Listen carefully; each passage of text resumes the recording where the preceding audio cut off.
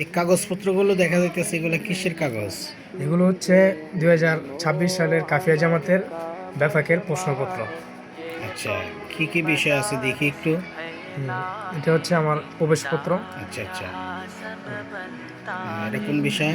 এটা হচ্ছে কাফিয়া কিতাব। এটার বিষয়বস্তু হচ্ছে আরবি বাক্য কীভাবে পরিবর্তন করা যায়, সুন্দরভাবে গঠন করা যায়, ভুলভ্রান্তি থেকে বেঁচে থাকা যায়, এগুলো শিক্ষা দেওয়া। আচ্ছা, তারপরে? তারপর হচ্ছে উসুল শাসি। উসুল শাসিতে প্রাথমিক পর্যায়ে যে মাসলা মাসাইল উসুল আছে এগুলো শেখানো হয়।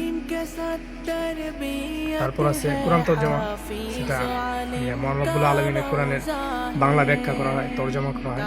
আচ্ছা পরে আছে নফাতুল আদব, এগুলোর মাঝে আরবি কীভাবে সুন্দরভাবে গঠন করা যায়, কীভাবে আরবি পড়তে পারা যায়, বাক্য কীভাবে গঠন করা যায়, সেগুলো শিক্ষা দেওয়া হয়। তারপর আছে মিশকাতুল আসাদ, এখানে নবী সাল্লাল্লাহু আলাইহি সাল্লামের হাদিস শিক্ষা দেওয়া হয় এবং আরবি বাক্য এগুলো শিক্ষা দেওয়া হয়। পরে হচ্ছে মিরকাত, এগুলো হচ্ছে মান্তিক শাস্ত্রের কিতাব, যেগুলো দ্বারা মানুষ একটা জিনিস থেকে গবেষণা করে একটা জিনিস বের করতে পারে।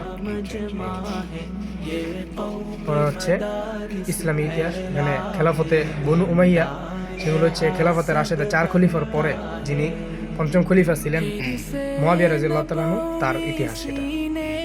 এই যে মোট 7টা সাবজেক্ট ব্যাপকের কাফিয়া জামাতের।